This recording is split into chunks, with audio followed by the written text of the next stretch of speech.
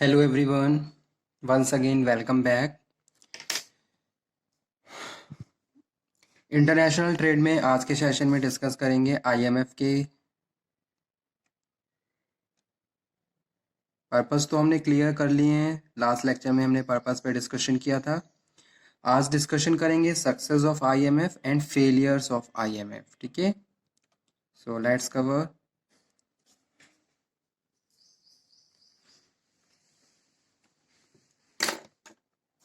IMF international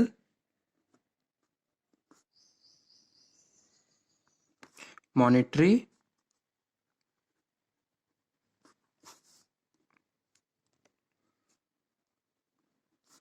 fund organisation.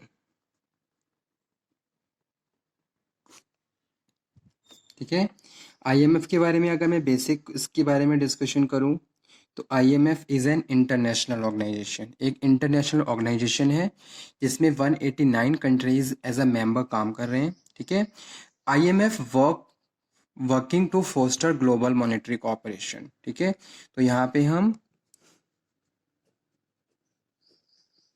Global monetary cooperation की बात कर रहे हैं,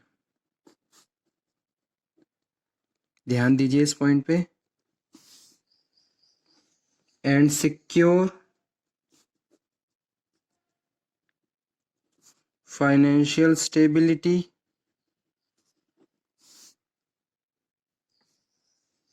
and facilitate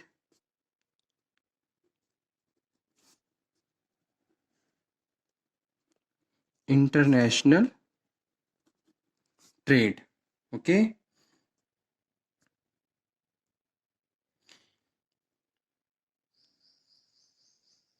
and IMF also work for the high employment creating high employment opportunity and sustainable economic growth. Sustainable economic growth of member countries. ठीक है, तो IMF क्या है? आईएमएफ एक ग्लोबल लेवल पे काम कर रहा है। ठीक है, ये एक इंटरनेशनल ऑर्गेनाइजेशन है जो इनकी मेंबर कंट्रीज को global monetary cooperation, secure financial stability, ताकि जो कंट्रीज हैं बेटर तरीके से इंटरनेशनल बिजनेस को कर सकें। ठीक है, अगर कोई स्केर्सिटी ऑफ फंड है या स्केर्सिटी ऑफ रिसोर्सेज है, so IMF will provide the fund facility and give a fruitful strategy ताकि जो मेंबर कंट्रीज हैं बेटर तरीके से इनकी जो भी प्रॉब्लम्स हैं उनको सॉर्ट आउट कर सके। ठीक है, तो आईएमएफ एक तरीके से क्या कर रहा है? वर्ल्ड ग्लोबल लेवल पे काम कर रहा है for the financial stability and monetary cooperation. ठीक है, मेन जो फोकस किया गया आईएमएफ में वो किया गया cooperation, international trade, high employment, exchange rate stability and sustainable economic growth. ठीक है, इसके कुछ फैक्ट थे जो हमने डिस्कस कर लिए। अब आ जाते हैं सक्सेस एंड फेलियर्स पे। Success of IMF.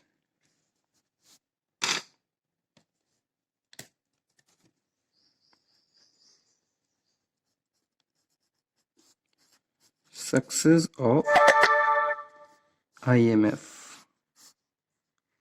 Okay, so first point जो success of IMF international monetary fund से रिलेटेड है, that is international monetary cooperation. जो भी मेंबर कंट्रीज हैं उनको प्रॉपरली इंटरनेशनल वर्ल्ड लेवल पे, ग्लोबल लेवल पे मॉनेटरी कॉपरेशन आईएमएफ प्रोवाइड करता है। ठीक है,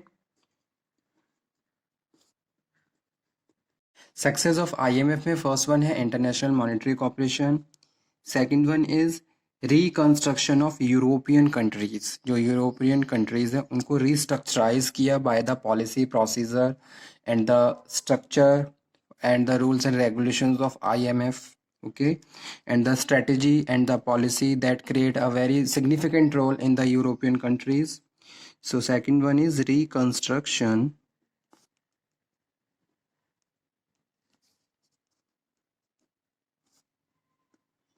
of European countries. Third one is multilateral system of foreign payment.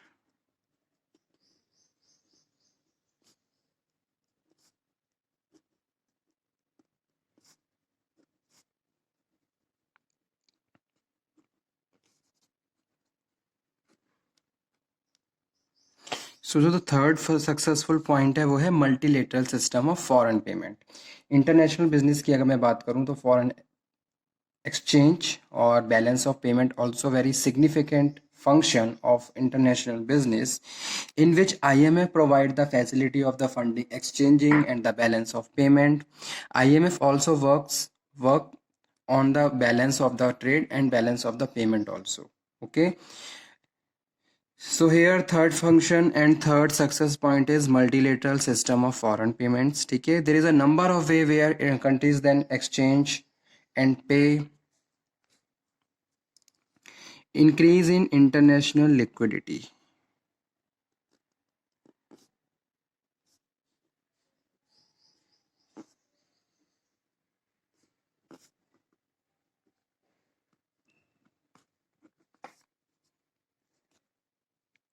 Fifth one is increase in international trade.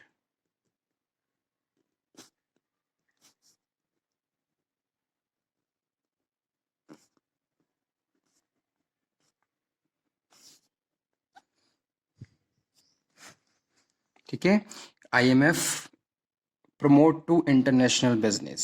IMF promote international business so that member country can easily transform and move goods and services freely without the barriers and restrictions.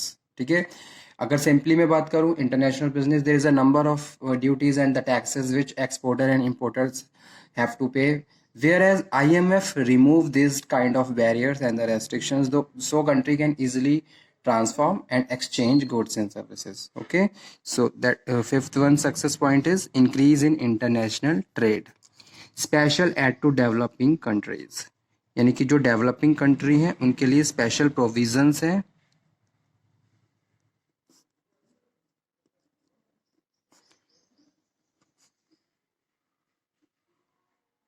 ताकि वो better तरीके से international business कर सकें और अपनी economic growth को और ज़्यादा इंक्रीज कर सकें.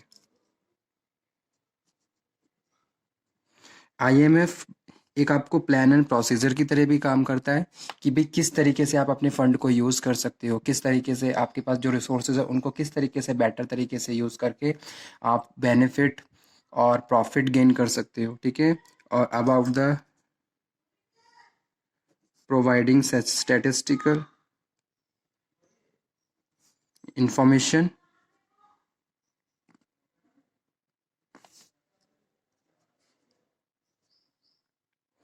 and helpful. अगर किसी भी कंट्री में कोई फंडिंग क्राइसिस चल रहा है, IMF provide and help to that country so country can easily remove their problem funding facility funding problems and the problems related to the finance and investment. Okay, helpful in time of difficulties. ठीक है, और easiness and flexibility in making international payment and flexibility in making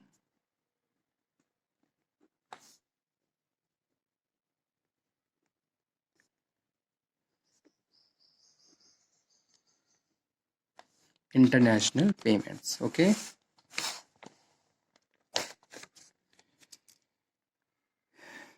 next one है failures of IMF.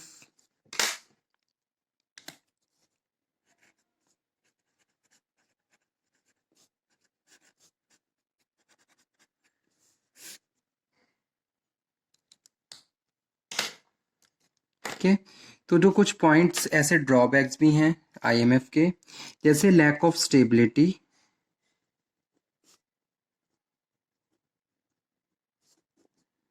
In exchange rate. तो exchange rate में stability नहीं है, जो currency है इनके जो वैल्यू है वो फ्लक्चुएट होती है. ठीक है, सेकंड वन है lack of stability in price of gold. Gold के प्राइस भी अप और डाउन होते रहते हैं, तो ये भी एक फेलियर है. IMF ऐसा नहीं है कि आईएमएफ के थ्रू ये सब चीज़ें फिक्स हो गई हैं, ना ही एक्सचेंज रेट भी फ्लक्चुएट होता रहता है, इसी तरीके से गोल्ड के प्राइस भी। ठीक है, तो ये एक तरीके से डिसएडवांटेजेस की तरह काम करता है। उसके बाद inability to remove restrictions. IMF freely आपको गुड सर्विसेज मूव करने के लिए हेल्प करता है, लेकिन ऐसा नहीं है कि फुल्ली रेस्ट्रिक्शंस को रिमूव कर दिया गया है फॉरेन ट्रेड। ठीक है, तो ये एक फेलियर पॉइंट है। Rich nations club, no help for development project,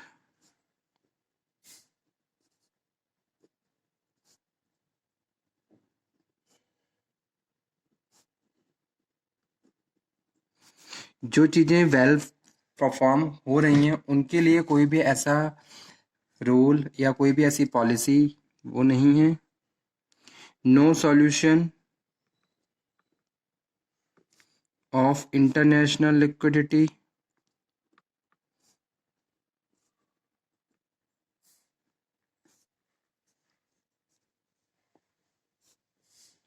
high rate of interest,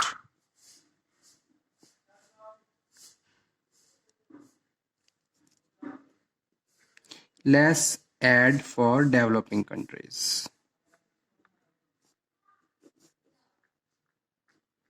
ठीक है, so these are some points which are related to the failure of IMF, and these are points which are related to the success of IMF. Okay,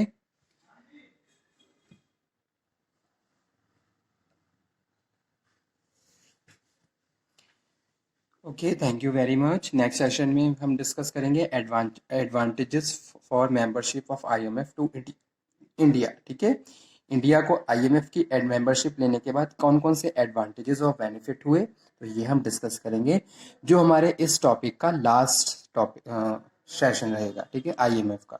उसके बाद हम next international organisation जो कि है world bank, इसके बारे में discussion करेंगे। तो स्टूडेंट्स, यूनिट थर्ड में इंटरनेशनल इकोनॉमिक इंस्टीट्यूशंस, ये सारे ही चीज़ें, जितनी भी ऑर्गेनाइजेशंस के बारे में हम डिस्कशन करेंगे, मोस्ट इम्पॉर्टेंट है, हर पर्पज से इम्पॉर्टेंट है, चाहे आप किसी कॉम्पिटिटिव एग्जाम की प्रिपरेशन कर रहे हो या फिर आप अपने स्टडी प्रोग्राम के लिए। ठीक है, थैंक यू।